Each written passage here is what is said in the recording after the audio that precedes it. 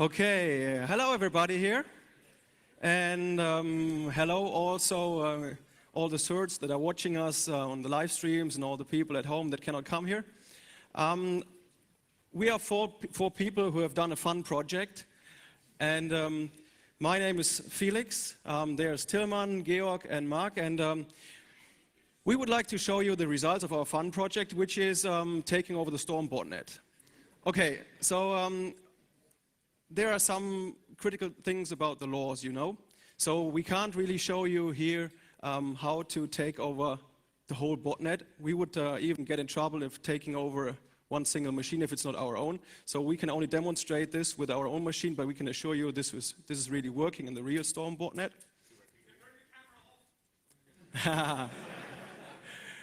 Right, there are still too many people here, probably Leos as well. Any law enforcement officers here? No. Okay, and we will also publish our source code, but we cannot publish the full source code, like to have a ready-made tool, but we can only publish parts which are for research and stuff, you know, research. And, right.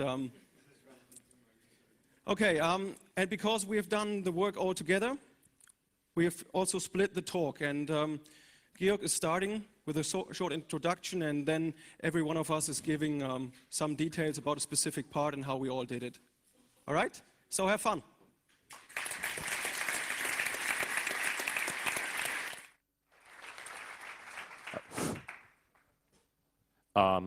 Great.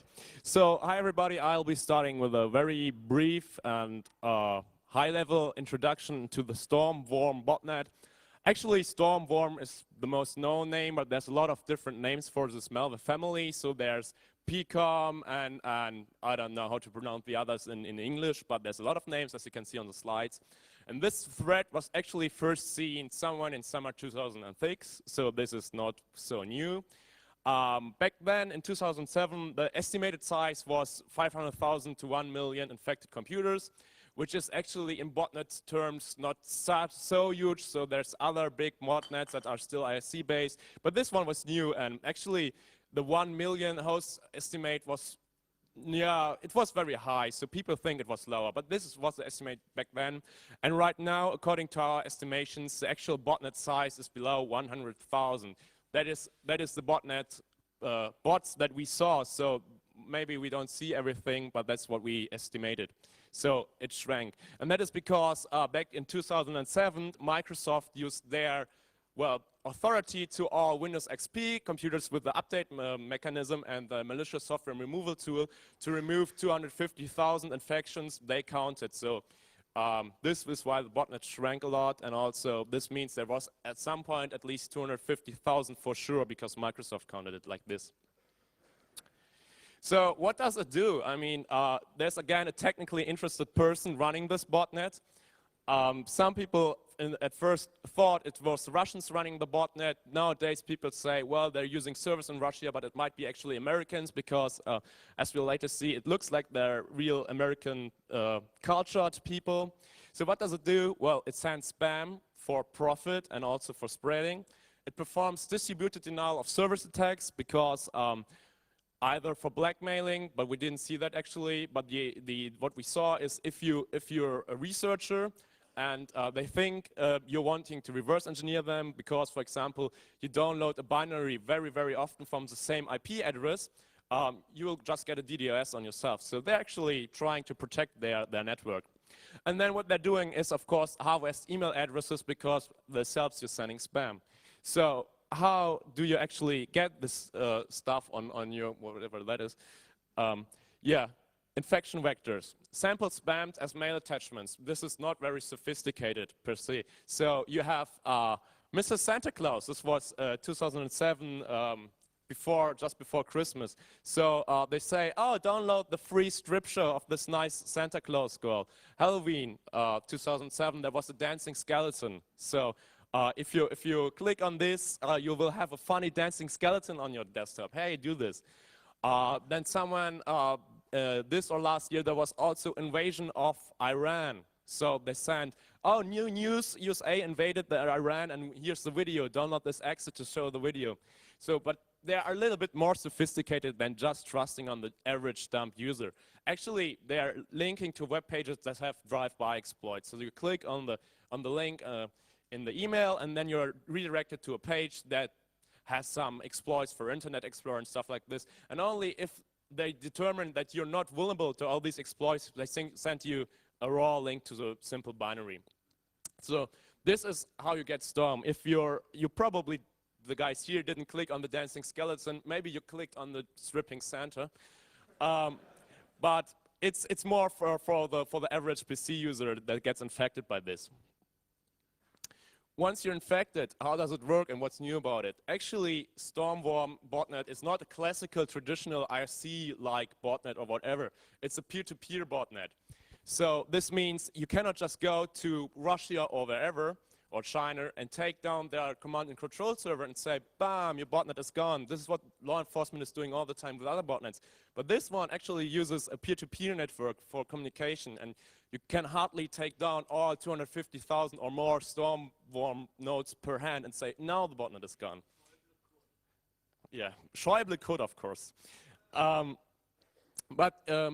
What it actually does is that it uses this peer-to-peer network for finding the real command and control servers. So it's not really that a command and control that is only in the peer-to-peer network where commands are forwarded or stuff like this. It just uses this peer-to-peer network as a kind of replacement for DNS.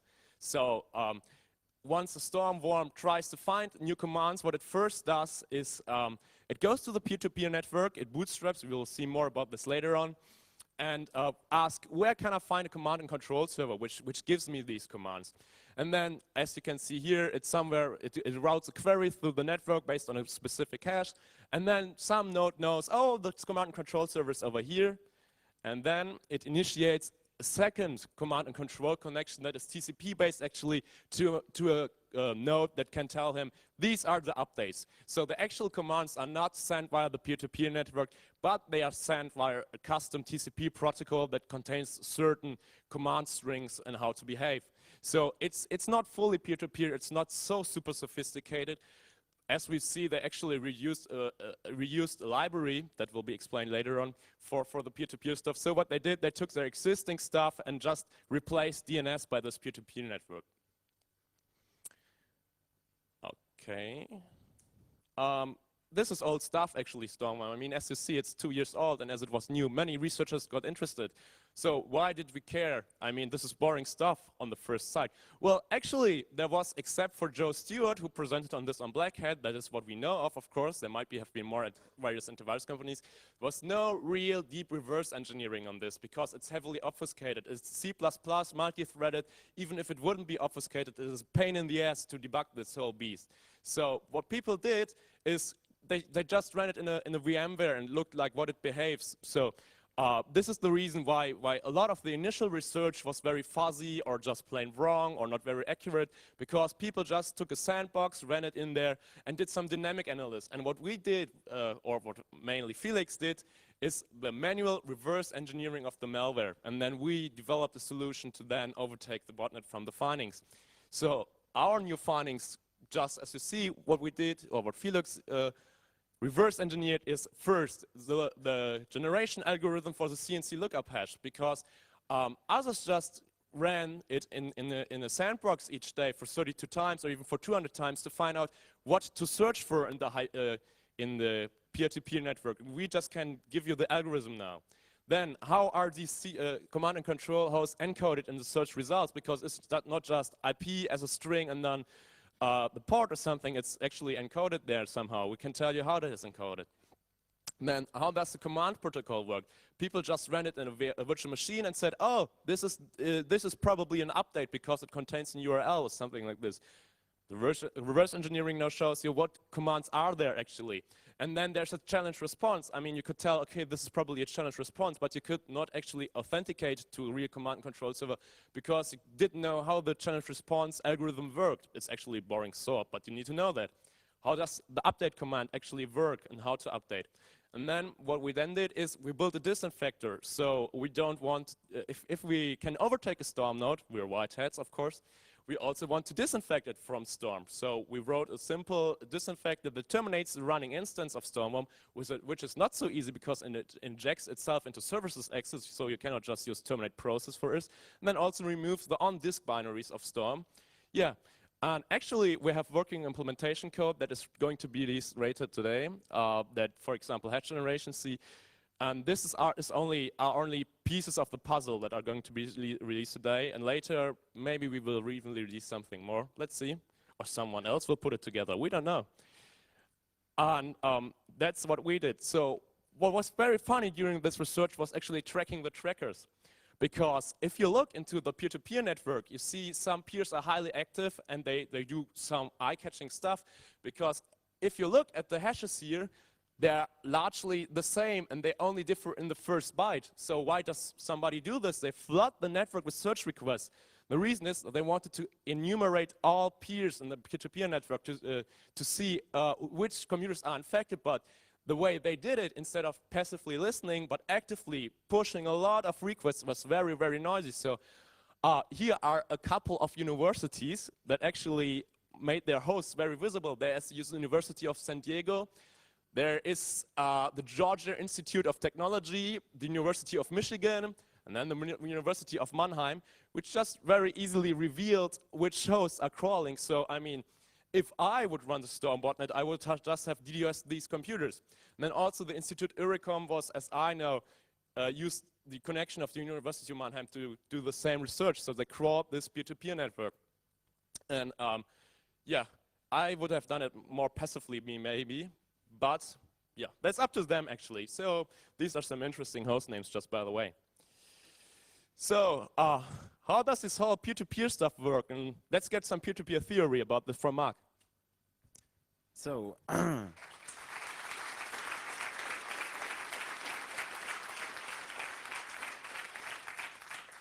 yeah, thank you, Georg. We will now go a little bit deeper into the peer-to-peer details of Stormworm, of the communication. I think from some of you who perhaps spent some time or read something about the Stormworm, some papers or the diploma thesis that was done on this bot, then you already know the stuff that I'm going to tell you. But nevertheless, we have a huge audience here, so we have to talk about this again. So. Stormworm uses some components for its communication, and these are the both components. It's the Overnet protocol they use, so it was used in eDonkey, and it uses the Kademlia Dht algorithm for routing through this protocol, over this protocol. So yeah. At first they were using the Overnet infrastructure of eDonkey, so they at first just used the same protocol with no encryption as eDonkey did use it. So they could reuse the infrastructure of that, and yeah, start with a few amount of nodes.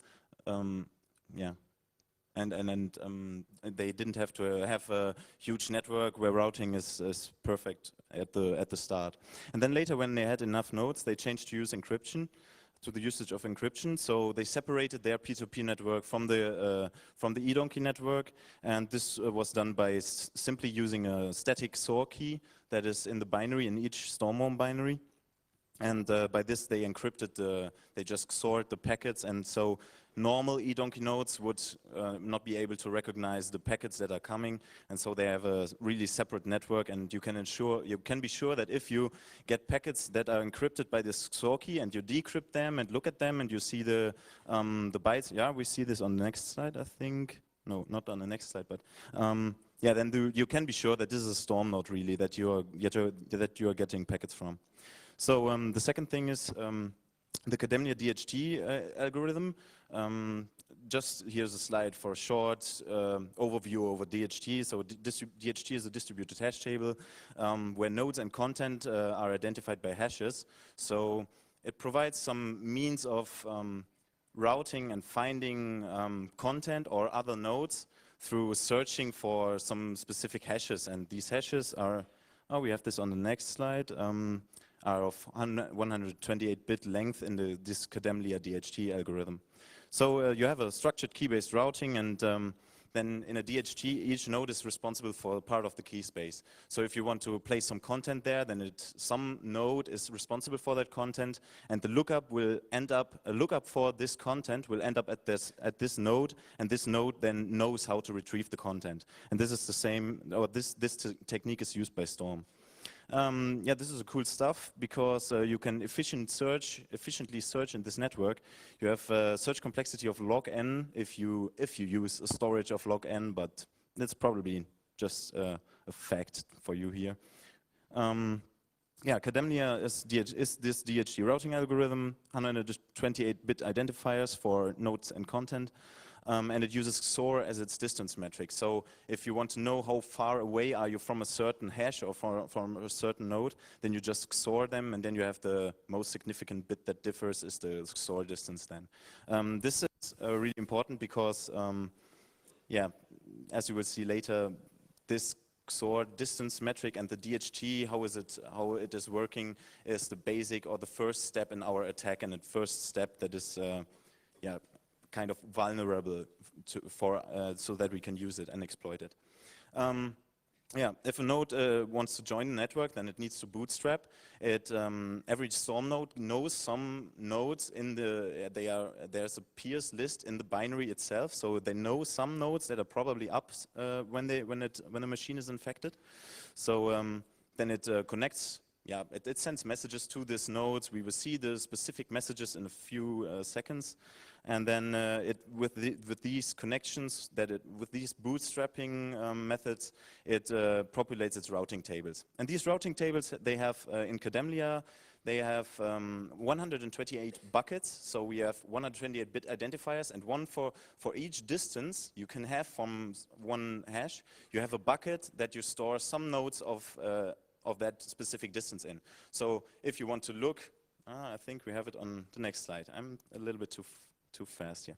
Okay, so here, this is the thing why we need these 128 buckets. So if you want to find a certain hash X, then the node that wants to find this hash queries the peers that are closest to X according to the XOR metric. So it looks up in this routing table.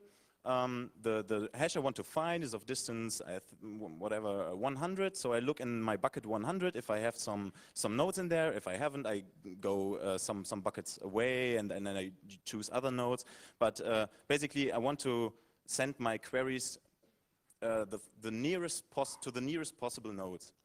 And yeah, then these nodes that I send the queries to, they respond with more peers nearer to the target again, or they respond with you can send, if they are near enough, you can send it as direct search query, and then you get the search result.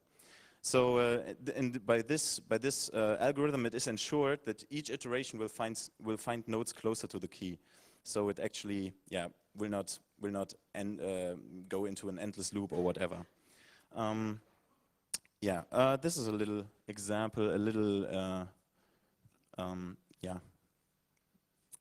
Picture of this. So here we have a node AAA, and if it wants now to find some hash FFFF, for example, then it will ask some node that it knows that is nearer to the hash, or some other node, and this node then responds with some other node that is nearer to the hash, and so on. So we just skip through this. It's basically just the same as I just said.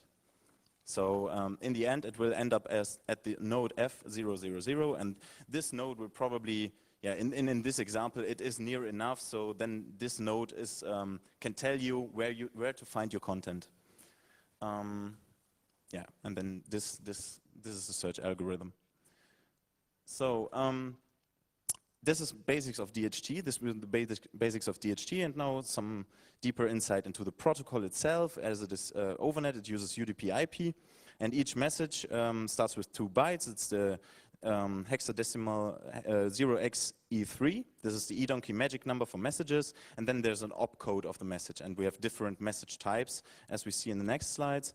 And this is, of course, if you just see some packets on the network, this is of course XORed then with this encryption, so you don't see the E3 directly on the wire, but you have to decrypt, and then you see E3, so you can check if it is a valid eDonkey message. And in this overnet protocol, a peer consists of its MD4 hash. This is the identifier. Then it has an IP and port, and it also has a peer type, which is actually, yeah, most of the time I think it was 0 in our findings, but it could be used to distinguish between peers. So we have several messages for maintaining connectivity and getting connectivity, and there's the publicize message type that just says hello, are you there? Then the node, if it is actually there, then the node which you sent this message to, it acts the message, and then you know, okay, there is somebody on the other side. I send him a connect. And a connect is basically a second hello that is then responded to with a list of peers. So this is used to gain connectivity in this network. You send to other nodes, you send connect messages, and they give you back some other nodes they know and they are connected to. So you can populate your routing tables. This is used in the bootstrapping sequence. There's also a message identify. You can use it to enumerate other peers' information. This is, for example, good to know to check if you're behind a network address translation, as if another peer says I am at IP 0000 or I have a local area network IP, then it's probably behind a network address translation. So yeah, identify reply, it contains this information. Then you have more messages for the search. For the search algorithm, there's the search message type. This is initiating a search for some hash. So you send search query by this message type to other nodes. These nodes then have, then respond with search next messages. They contain, again, more peers that are for them in their routing tables are nearer to the target hash. And if you are near enough, or if the target node that you're querying is near enough to the hash that you're searching, you don't send a search, but you send a get search result directly. So you say, you are very near to my target that I want to find, so give me the search results, and then this is actually not on the slide, but there's a message type that says no result, so the node can then respond with a result, or say, I have no result, ask somebody else. And this search result message actually is there multiple times. So you get, if you say get search result, you get multiple search result messages, and then after the other node is done with that, you get a search end message. Yeah. This is again a little picture to emphasize this. It's really easy. Node publicizes, it gets an ACK, it connects, it gets some peers back from connect reply. This is done to several peers, of course. And then if you want to search something, you send a search. And now, if the node B is far from your target, according to the XOR metric again, then you get search next with other peers. And if node B is near to the peer, then you send a get search result, and you get multiple search results back, and then you get a search end back. Now I have a little picture of Wireshark, of actual communication with such a node. So it's just to repeat or to show you that this is actually what happens. You have in the top the publicize messages. Actually, you have the publicize messages multiple times and also the connect messages, because you want to maintain connectivity and you want to stay connected to the node so that it does not push you out of its routing tables and stuff. So you have to, or the nodes actually, they send their messages multiple times. They're publicizers. And if you would now look into this eDonkey UDP search message, then we would see the actual one of the hashes that Storm uses to find its command and control servers. So these are the messages that we are basically, at first we are interested in, and also all the guys that put Stormworm into a sandbox, they filtered for these search messages and then saw the search hashes that are in the end ending up at the with a result that contains the CNC server.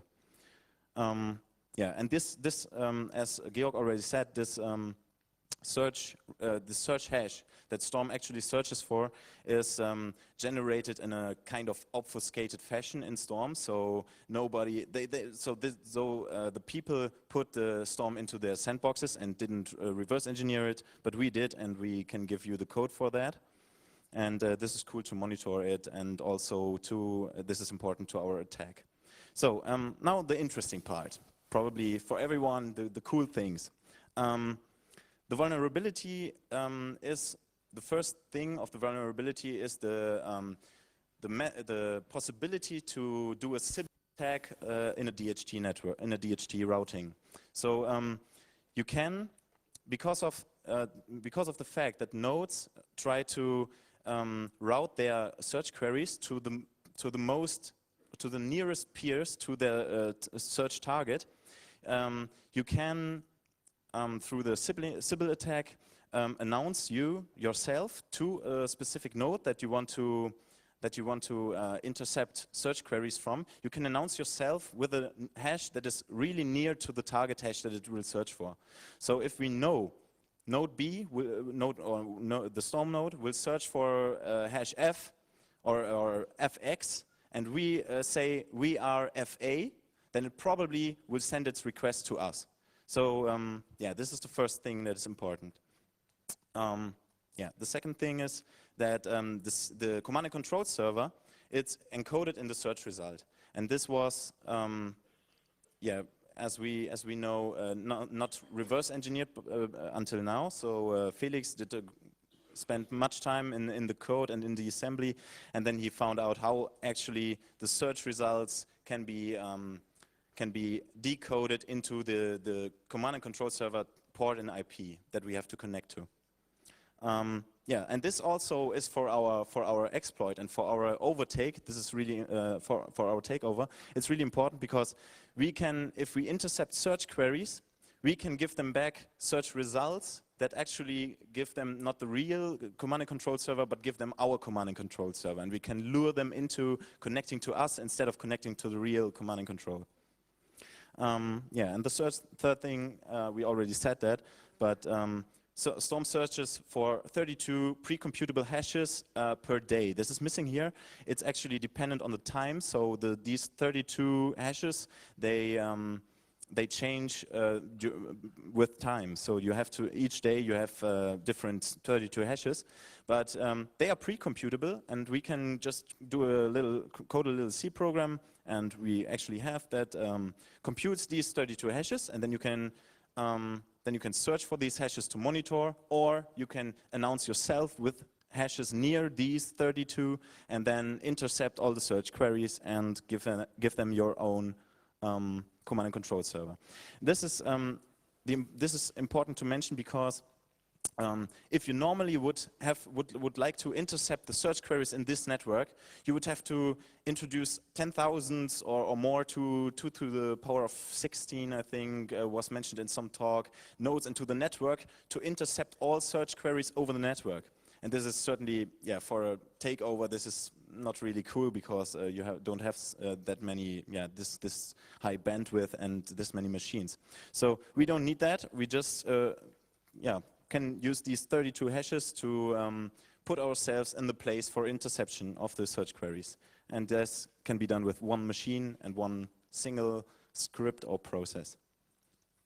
Yeah, basically here a little picture. We will introduce ourselves to the network. We will publicize and connect into the network with a hash that is, if we think of the example that we had before, that is basically the F001, because the search queries will end up at us, and we can then give them our search result instead of the real one. Yeah, and this is basically about the peer-to-peer workings, and now,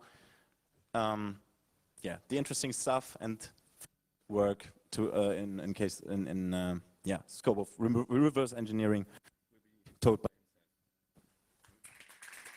Okay. Okay. Right. Hello? Yes? Okay. I got some sound. All right. So much about the details. What you have to keep in mind is Storm uses peer-to-peer to get the command server. You can think about this being any file.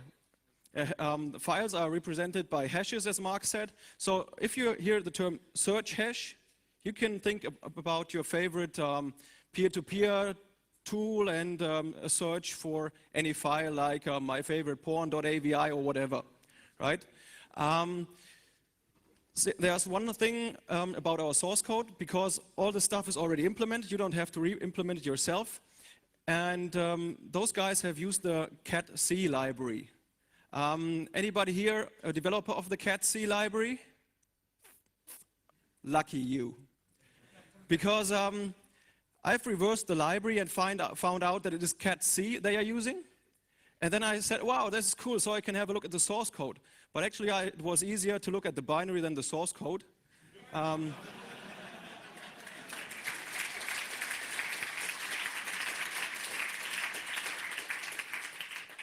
I'm not the only one thinking that, because the developers of Storm, you know, they include this encryption, as Mark mentioned. And what they did is, they added this encryption just before the send and removed it afterwards, because they couldn't understand what's happening somewhere else in this library, right? So nobody understands that except probably the developers, I hope at least.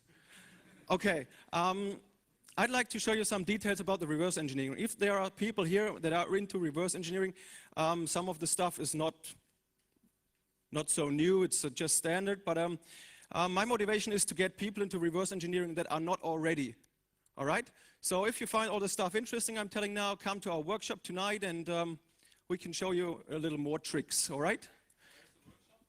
Oh, which room is it? It's starting at 8 o'clock? A3. Well, we are there for questions, but we only have 10 seats, all right?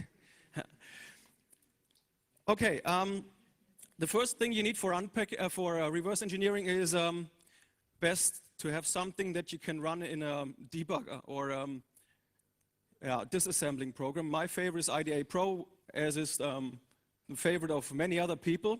You should definitely get a copy of the free version if you want to start analyzing executables.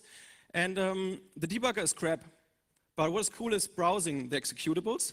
And we used it to do the static analysis of Storm, which means that we looked at the binary and what's happening there, control flow and stuff, without executing it in IDA. And then you can rename variables and functions and whatever. And it's pretty cool to browse through the source code. Well, not source code, when I mean source code is assembly. Okay, so what we tried first is we built a decryptor for Storm in order to, when a new version is coming out, so that we can get a fresh copy of the code and have a look at it. Then we came across got some hints from others that we can just do a memory dump and reconstruct the import table, and it worked well. Because Storm is loading the whole executable in memory after unpacking, even with their headers. Okay, there's a second tool you need, which is a debugger. Because you may discover the logic using a disassembler, but you cannot really have a look at what values are inside the variables and stuff. This is pretty hard and takes a lot of time if you want to do it with just a static analysis tool. So what we did is we linked all the information we got from IDA, from our manual analysis, static analysis, and used them in the Immunity debugger. So that we got all the information from our static analysis tools in the Immunity debugger, which is a lot helpful if you can use names there and stuff. And here comes the cool stuff. Because all the Storm code is extracted into heap memory and run in heap memory, all right? And there's only one point where you can be sure that breakpoints stay where they are. And this is right after the start, right after unpacking. So we have built a small decryptor stub and a script that's watching Storm as it's getting unpacked. And once it's unpacked, we can install everything we want. And we used it for breakpoints, patches, and all other stuff like VM detection, patching out, and stuff. All right, those are two screenshots of Lord P, which we use for dumping. And the only thing you have to do is find the right memory region, the heap memory region, and reconstruct the import table. And then for Storm, this is only for Storm, not if you want to do general reverse engineering. But for Storm, it works very well. You get the whole executable. And even with some import or function or external references. Okay, but back to the main topic, as Mark has mentioned, we need some search hash to find the control server. And this is what Storm does. It looks for a specific hash, like any file, and the response or the answer to this search, the search result, is telling you where the command server is located. And we need that in order to inject our own command server. For the older versions of Storm, with which we started, this was pretty hard because somebody had used a POSIX library that was linked, which was a Windows port, and they did some very fucked up operations. Newer versions, they are using the MSV CRT library, and it's straightforward. You can read everything out of there. And I suspect that Joe Stewart had to wait for publishing his details for so long because he could just read out the simple stuff, but I'd like to talk to him personally on that. Okay, what we did differently than others, we re-implemented all this in C because we wanted to take over Storm. So in order to be efficient, we had to do some debugging. We patched out all the timeouts, even some control sequences so that we can come to the interesting parts more quickly. And we monitored the relevant functions. For example, send. When things are sent out to the network so that we can intercept, check, is this the stuff we want to monitor? And if so, we looked at where are the buffers, like for example on the stack, and could crawl through the binary. Okay, as I said, the old stuff is pretty complicated. I wanted to show it to you, like this is our disassembly. There was some strange function, mix time, and what we could identify very easily was that the whole buffer that is used after this mix time is XORed. All elements are XORed together and all elements are added together. And this is how some excerpt from mix time. And there are strange numbers. At first we thought, okay, this is some kind of encryption. But if you have a closer look, you see that get system time is giving you the nanoseconds since 1601, the year 1601. And Storm wants to use Unix time. All right? So this is just some simple conversion, but it was easy to find a candidate. But all the stuff and seeing the logic behind it was pretty hard at first. It's a lot easier if you have a look at the newer versions, right? There's just a call to time, and then you can see the days, years, month, day of week, and so are put into a buffer and XORed and added together. Okay, this is illustrated here. So what we need is, we need the day, the weekday, month, year, low and high byte, and there's 2 checksums done on that. Furthermore, there are some pretty strange operations, like 2 of those date informations are divided, they are multiplied, modded, and so on. And this doesn't really make any sense. So it's just for obfuscation. And what was that question? Seems not. And the point is why this is working is because this is actually the good point about Storm. Let's start differently. You know, the guys that are normally affected by Storm are not the elite computer users. And you know what's the biggest problem for those guys? Keeping their time in sync, right? And actually Storm does that for them, right? So isn't that a great feature? Come on!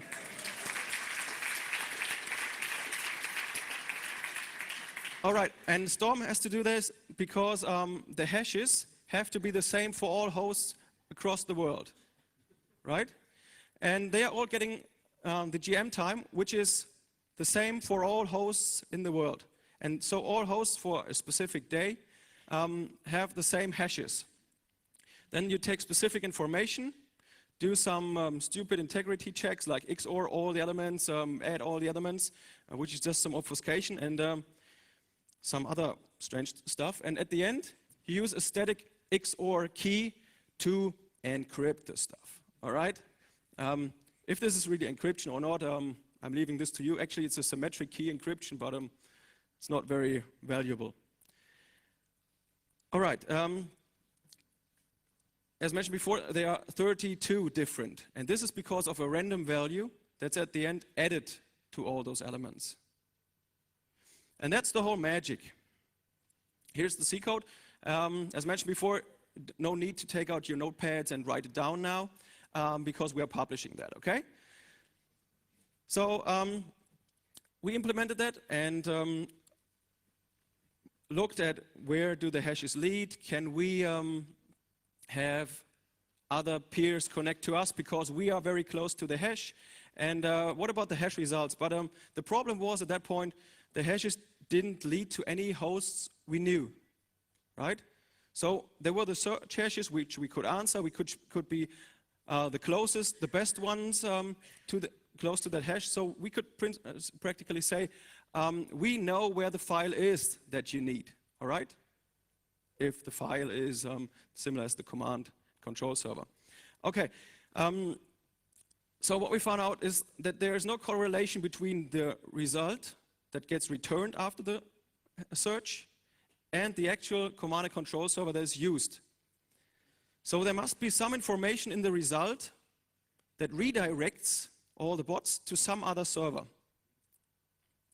Okay, this gets us to the second hash we are going to look at, result hashes, because you're not getting an IP address in overnet or a port or whatever, you're getting a hash as a result.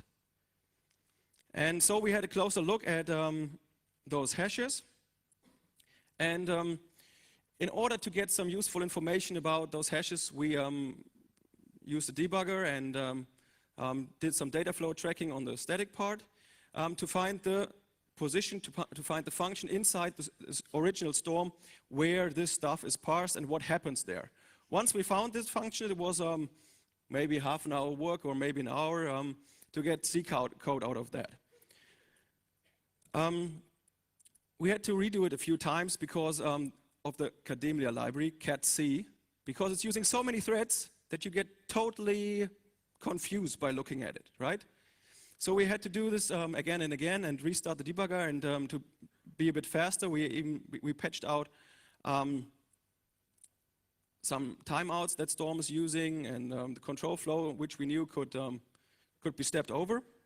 And what we got as a result is that of the hashes, the result hashes, okay, that's not the search hashes, that's the result hash we are getting back.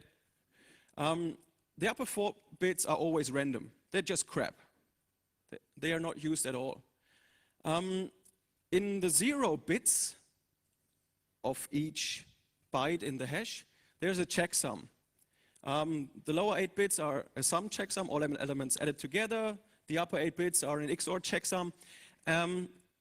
In the 1 bits, we got the port the client is connected to. So this is the actual port of the command and control server. And the bits 2 and 3 is the IP address of the command and control server.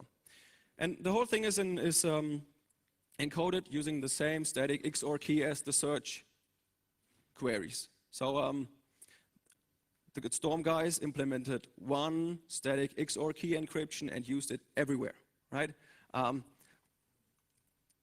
Easy for us. Okay, here is the whole thing a little illustrated. I'm sorry for the colors. I lost some slides and had to redo them very quickly. I hope you're not getting blind now. Okay, so the bit number 4 is having the IP low bit. Then the next bit 3 has IP high bit. Here's the port and here's the checksum. So this is how it works. And knowing all this, right, this is the C code. Knowing all this, we were able to tell the bots where to connect to get commands. All right? First, we injected the search hashes, saying, we know the results, we know where your command and control server is located, and then we said, okay, the command and control server is our machine. And this is the actual code, which you don't have to write down, you know. Okay, and what happens then is the bot connects to the server we announced using TCP. There's a challenge response, another XOR key. This one is different now. And if this response is correct, the server is answering our requests. Okay, the whole thing is really highly encrypted. I don't know if you know the zlib encryption, right? Who of you does not know zlib encryption? Okay, zlib is just a packer, right? They just pack all the stuff. It's plain text ASCII what they send. What's interesting about it is that the bots or zombies, they poll the information. So they're asking the server, do you have any news for me? If so, please send them. Then the server sends back. But the server is not giving the commands. It's actually the client asking for commands. Old versions had like around 12 commands. Newer versions have 14. I'm not sure if we got the latest, but our last sample is from like somewhere September, October, maybe there are newer commands. I have to admit, we have worked on, oh, yes? If they used proper public key challenge response, you couldn't see the command server, right? Okay, the question is if they had used proper encryption like public key encryption, authentication, right? The whole thing would not be possible. Well, what we could do is we could still connect because we know all the client stuff, right? We could authenticate to the server. But what we wanted to do is we want to implement the server. And that would not have been possible then because we would have needed the keys on the server. This is for all the hackers out there that then see a machine and maybe hijack that machine, get down the keys from the commanding server and whatever. But the problem here is also that the commanding servers are also peers. They are not the ones that are controlled by the owners of the botnet. So it wouldn't be any use to have the keys inside one of those command servers because they could be hijacked as well because they are just peers like all the others, right? But still the commands could have been signed and that would have made it very much harder for us. Okay, here's how the protocol looks like after zlib encryption, okay? First, the client sends some hello message saying, okay, hello, my name is my computer. This is the actual computer name. I'm running Windows XP Service Pack 2, and my ID is this up there. And then the server answers, okay, your external host name is this, and this is your IP address. So always nice to know if you're netted or whatever to get your outside IP address. Okay, this has been known before, this handshake and the zlib encryption, because you can black box that. Then there's a second command, which also has a number 2. There's number 2, the same ID and some other stuff, which is not so important here. And what all the guys that have black boxed have always seen is a 1 and colon? No, what's? Exclamation mark. Thank you. So a 1 and an exclamation mark. That's all that they've ever seen. So they thought, okay, it's probably part of the hello, like a second stage or whatever. We will come to that point on the next slide. Okay, the next step is to request the DDoS targets. So right now that we are the command server, we could DDoS anybody who we don't like. And the best is we can send spam, right? Right. We haven't done that yet because I don't know any good text and I'm not a good writer. So if you have a good text, please come to me and we can have a look if we... What? All right, Mrs. Christmas, maybe the original executable, right? Okay, so this number 2 was somehow suspicious to us. It had no use at all and nobody knew what it was for. So we had a closer look into the assembly source code. And there was some strange update thing, right? The string update is found at multiple places there. But here it was somehow suspicious, and at that point, we could also identify the functions for all commands that are sent out, right? So we were pretty far ahead during that phase. And by injecting fake responses into memory, we didn't even have to wait for fake real command servers. We could just go to that point in the code and check what's happening there. And so we just altered the control flow to get to this point only. And if you have a look at this point, it's already pretty obvious what's happening. Okay, pretty obvious if you know how to adjust all the blocks, because I didn't have time to adjust them, sorry. So the first thing that is done is here on the right, from your point of view on the right, there's a string copy happening to update. Okay, sounds very interesting. If this is really update, and there are some other conditions that are true, there's an HTTP download command that is executed. And with this binary, there's a create process call afterwards. And this sounded very, very interesting to us. So we tried that, and we were pretty successful, right?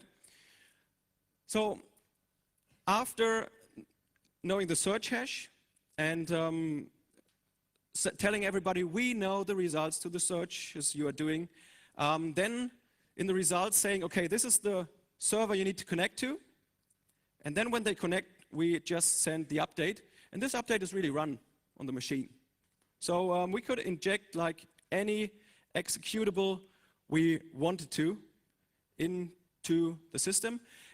And now the point is, once you're on the machine, you want to remove the old Storm worm, because they may upload binaries too. And so then it's a war. Which binary is the strongest and is harder to disinfect and stuff.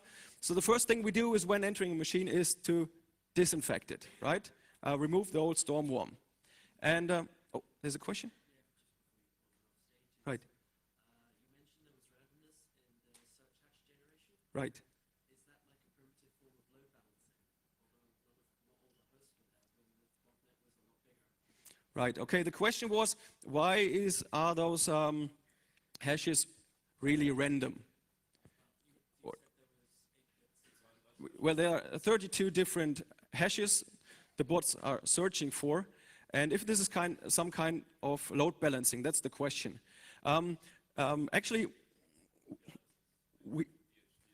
it's putting less load on the overall DHT, but it would also be possible, I think, even with just one hash. But right, everybody's asking the same nodes then. Okay, maybe we can take this discussion afterwards, right? Because Georg disagrees, and we have to fight this out internally before we get the boxing equipment, and while Till is telling you how to disinfect from Storm. Thank you.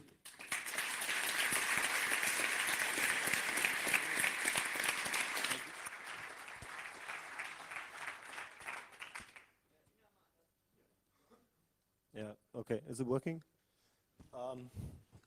Okay, here comes the final part. So now we know how to gain control over Storm peer.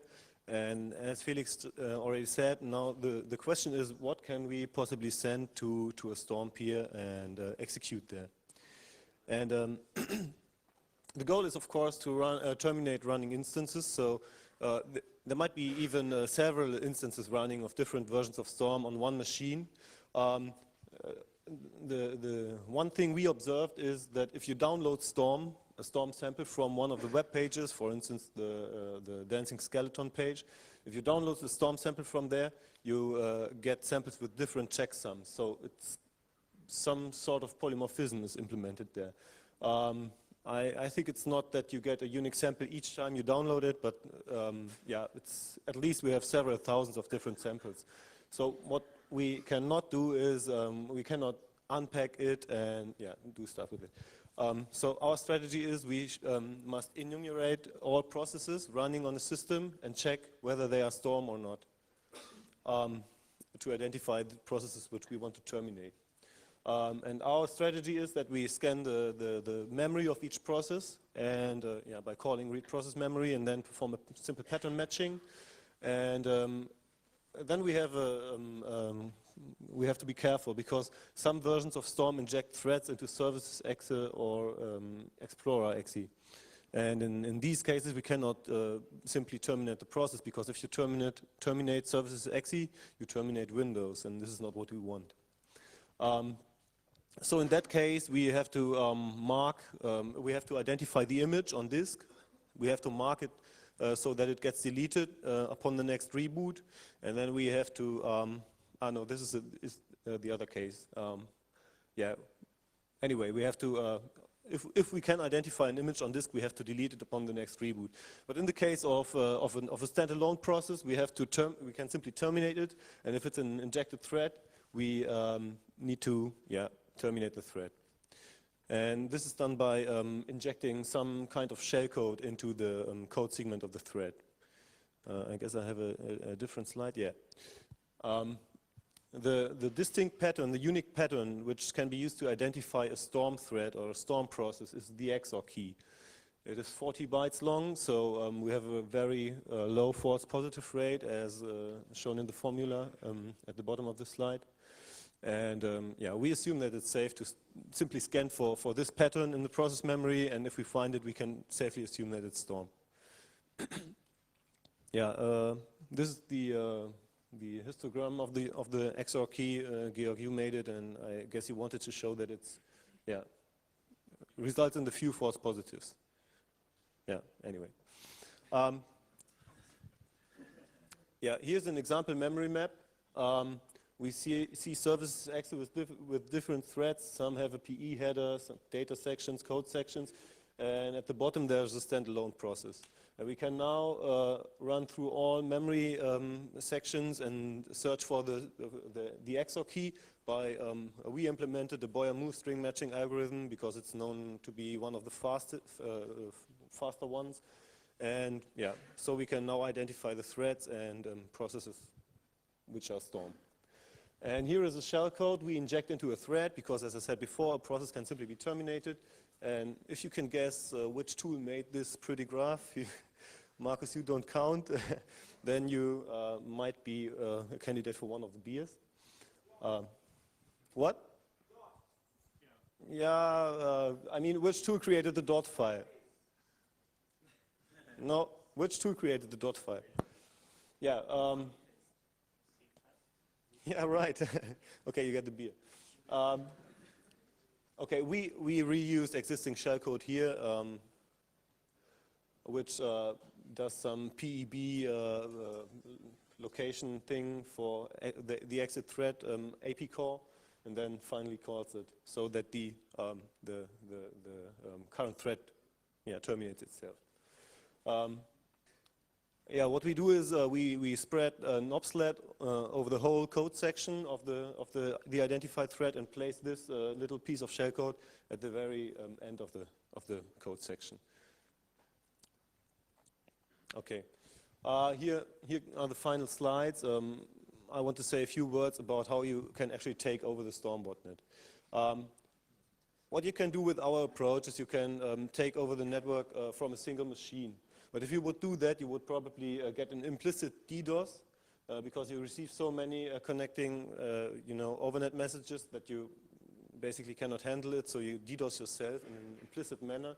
But you would probably also get explicitly DDoS because there are most likely some people which are pissed off and would DDoS you. Yeah, but if you want to make that experience yourself, you can use the code we will be publishing maybe tonight or tomorrow once you figured out how to, attach it to an email. Okay, and the next step is what we thought about. How can you prevent from being DDoS? Prevent the DDoS attacks. You can take over Storm in a distributed manner. We already have a peer-to-peer network by hand. So you could recursively disinfect it. We could start with one node, which is marked red here, and this node can then inject this, the modified, the manipulated hashes itself, and automatically take over different further nodes. So the next step would be it would take over these nodes, and these would take over other nodes. So you will recursively take over the Storm network, and yeah, this is smart, this is fast, and it's not ready yet. So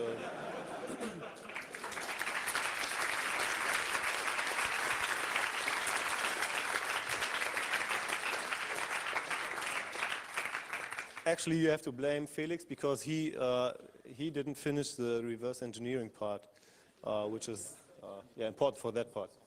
Okay, now we come to the interesting part of the talk. We will give you a short demonstration how to take over a storm running in a virtual machine. Right, because I need some time to prepare the setup, maybe Georg can answer the question from here. The question was, why are there 32 different hashes? Yeah. So it results in some kind of load balancing. We don't know if they originally did it because of that, but it results in load balancing. Because if you think about DHT again, what Mark explained is that DHT works in a way you approach the node with the hash closest to the hash you're searching. And if you only have one hash that you're searching for, all nodes searching for that one hash will in the end all be approaching the same peer in the routing algorithm. So having 32 different hashes that are being searched for, this means that you're approaching 32 different hashes. This also happens in the original overnet network, where you actually have like hashes for keywords. So if you have the hash of the word the simple word the nodes that have an ID close to this hash always get a lot of load because these nodes have to get all the cache all the results for files that have the in their file name. So actually this is a kind of load balancing then. All right, so let's start with the demo. Unfortunately, or no, we wanted to show you that we are not using a patched version of Storm, but we are using a real version. And unfortunately, Storm has some timeouts, so you got to wait a bit. It all in all takes 3 minutes. I hope you have 3 minutes left. Here. All right. All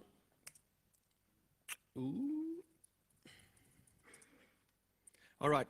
What you see here is our Storm sniffer. We've written a small tool that scans, does a PCAP capture or a network capture of all the Storm traffic and writes out the messages.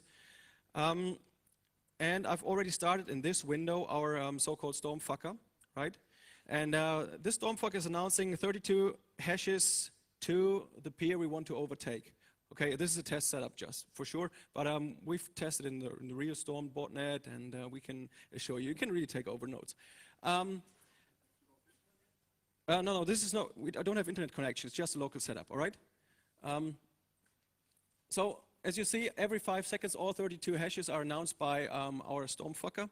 And now I'm using this virtual machine here to start the real storm. And as you see here now, mssurf.exe is the storm node that's running now. And what you will see is we are using calc.exe, which you know, Windows calculator, renamed to verifier.exe, and upload this. And once this pops up, we know that we have overtaken the node, right? Because our stormfucker for sure is silent as well. You wouldn't see anything, and we want to show you something. Okay, what you will see in a few moments here is the real storm node getting active. And it will send publicized messages as well, and connect messages to join the peer-to-peer network, and also some other messages like get my external IP address and stuff. All right, here it is. And what you see in our stormfucker output over here is parts of the hash of the node that is connecting to us, to the network. Okay, which is 3347 and so on, but which is not the search hash, but just the hash of the node. Okay, here you see all the messages that are happening. You see there's lots of things happening if you have peer-to-peer. It's all UDP messages. Okay, let's get back to the virtual machine. In a few seconds, the searches should be starting, because at first, in the first 60 seconds, there's just some connection phase, bootstrap phase, to get the node into the real peer-to-peer network, to get connectivity to as many nodes as possible. And only after that, the searches are starting. So, and this should begin.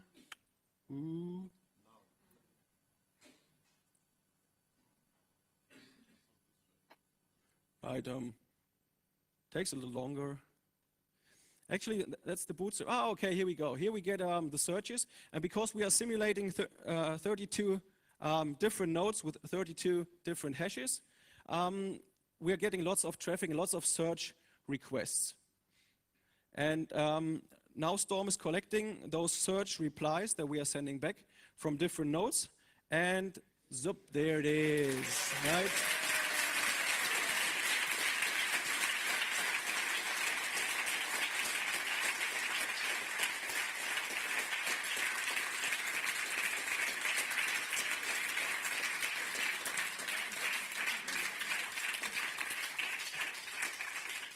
All right, what if I tell you that I've installed a cron job here? All right, now here's the verify exe, which we uploaded here. And if I terminate this, the calc will close, so it's not the original calc. It's not approved, but I hope you believe me at this point. Okay, there's one last myth I want to show you. There are lots of researchers that did black box testing and saying, okay, Storm is now using an encrypted protocol. And those this protocol always starts with a hex 29 or 29 or lower values. Actually, it's not encrypted, even though its entropy is very high. And the entropy is very high because it's random data, right? Storm is using this to do timing measurements to find the commanding peer that's closest to it. And, well, I guess that's the thing most people think is encrypted because of its high entropy. Okay, thank you so much for listening. Are there any questions? Right, because the first 6 people asking questions get a beer. I think 2 are already taken. Okay, I think you were the first over there. Oh, no, you got to get the microphone. Okay, then over here. Okay, sorry, hard to see. Right. About authentication again.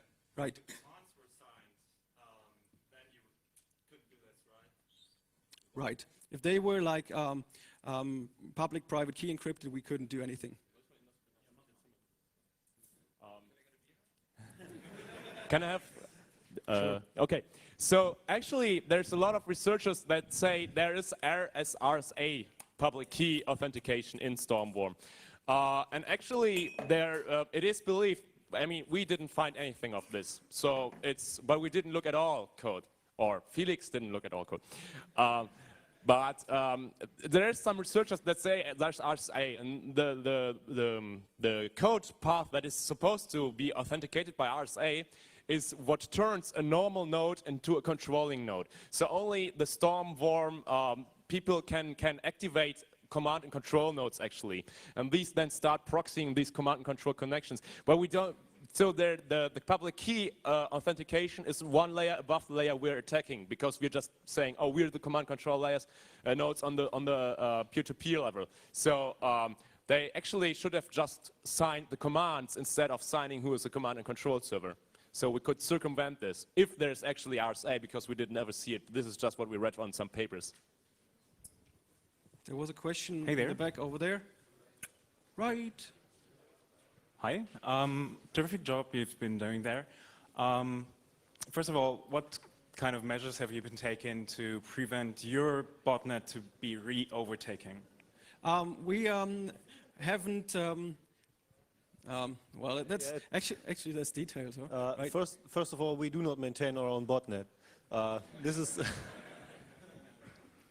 yeah, but we have implemented measures to re-overtake it afterwards. So our implementation has several buffer overflows, possibly for sure, and we can use these to regain control.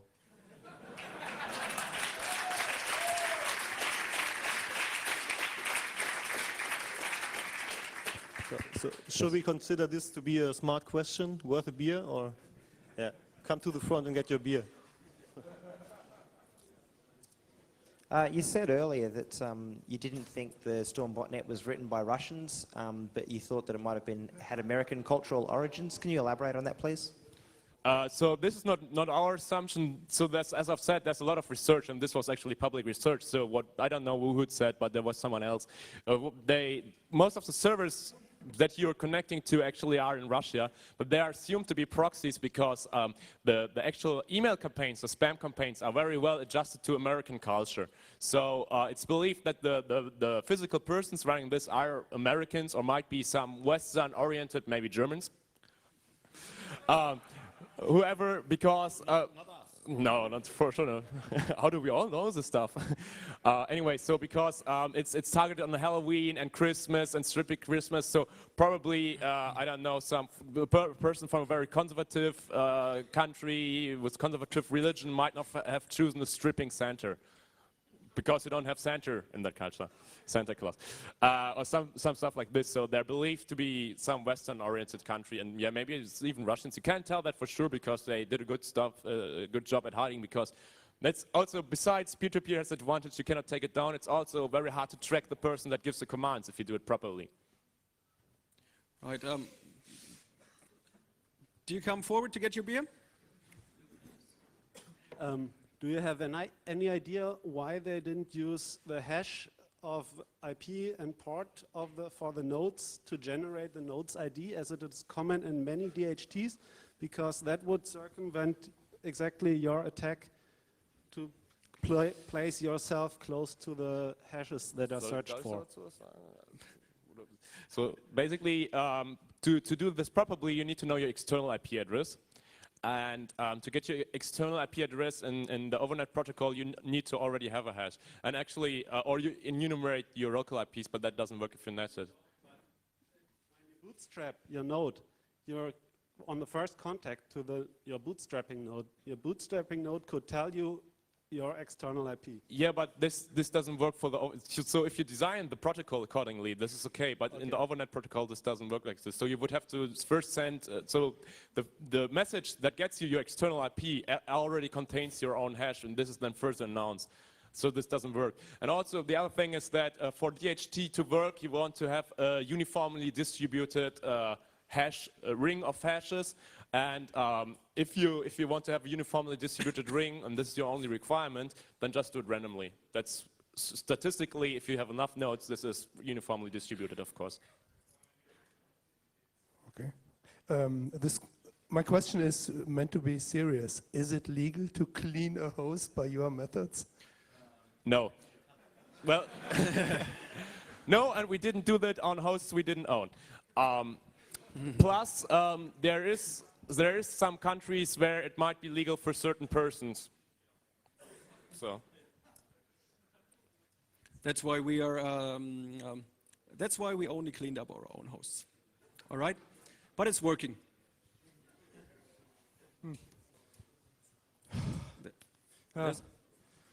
Have you researched how the commands come to the command service in chain? You know, they got to come from somewhere.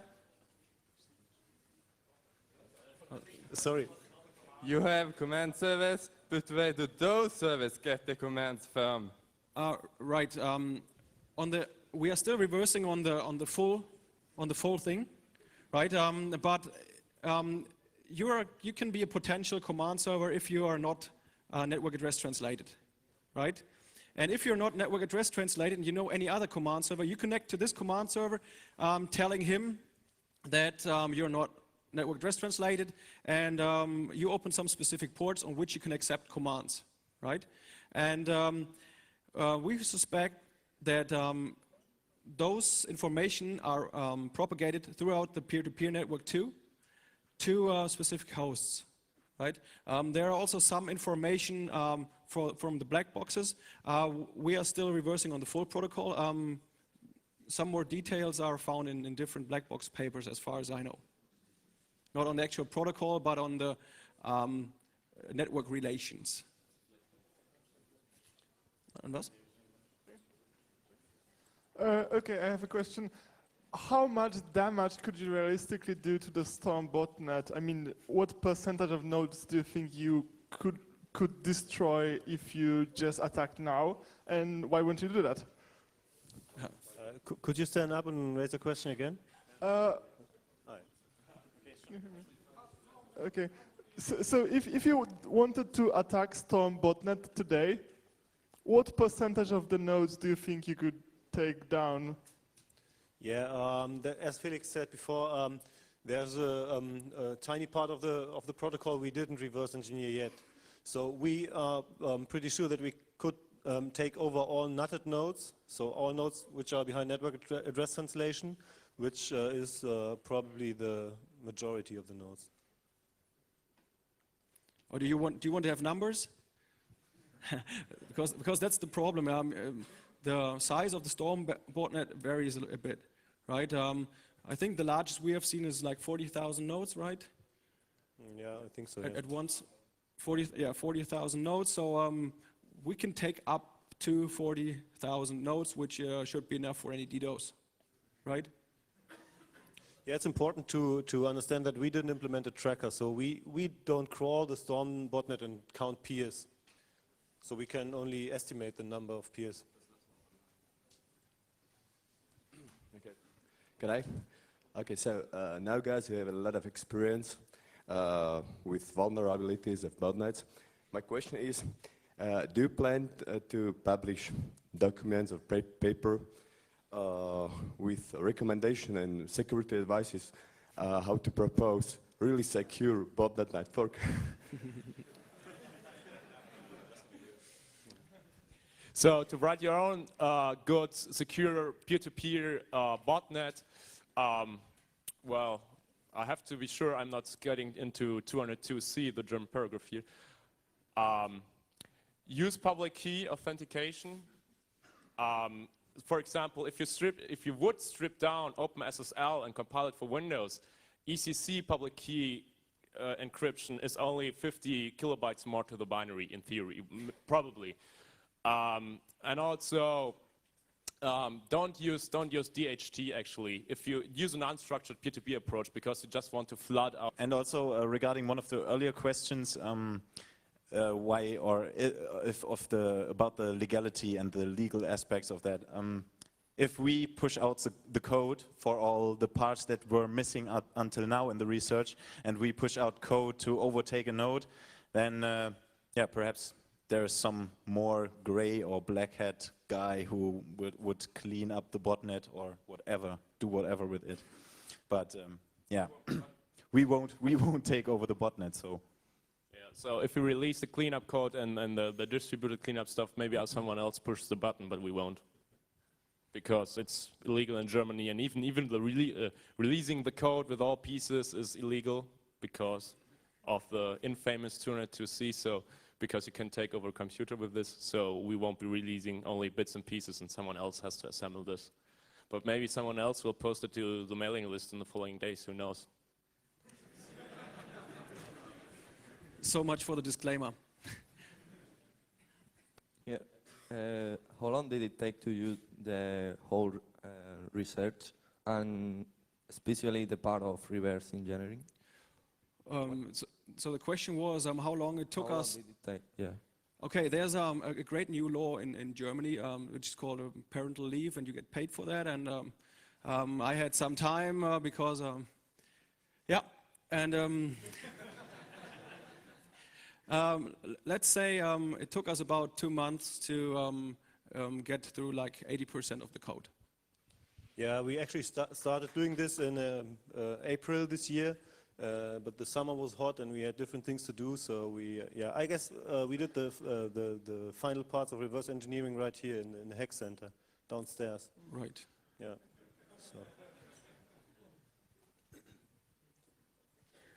So the motivation to start in April was when we saw the talk of the University of Mannheim. They used 2 to the power of 16 nodes to disturb the botnet.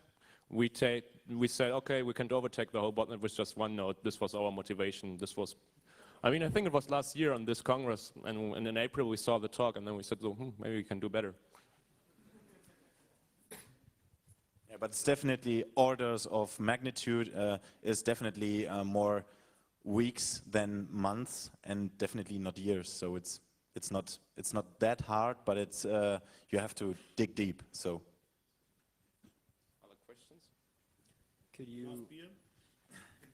Could you maybe upload to Christmas calendar as well, just for researching and debugging it?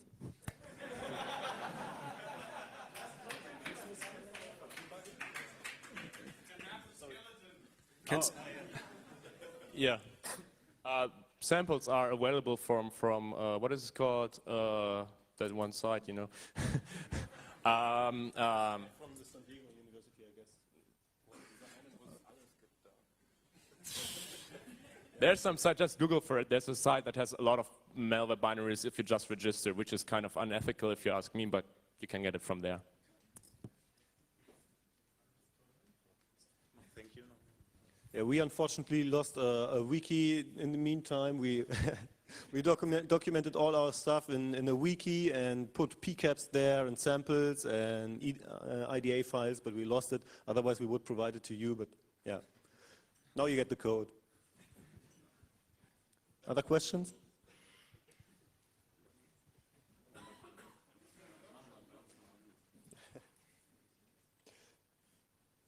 No more questions? Okay.